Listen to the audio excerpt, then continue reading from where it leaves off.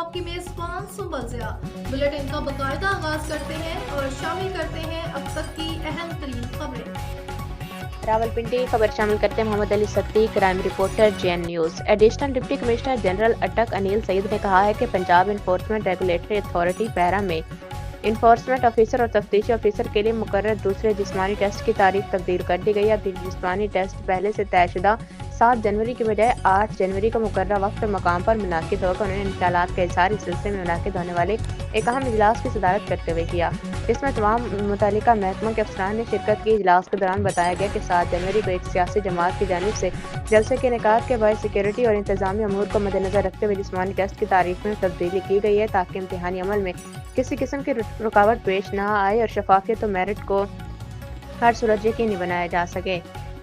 Additional deputy commissioner general نے واضح کیا کہ جسمانی ٹیسٹ کے انعقاد میں شفافیت، میرٹ اور قانون کے تقاضوں کو مقدم رکھا جائے گا اور امیدواروں کو مساوی مواقع فراہم کیے جائیں گے۔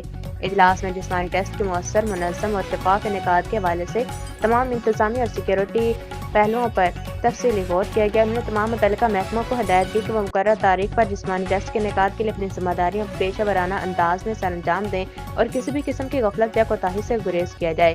اجلاس میں اس بات پر بھی زور دیا گیا کہ امیدواروں کی سہولت اور نظم و ضبط کو یقینی بنانے کے لیے تمام انتظامات بروقت مکمل کیے جائیں۔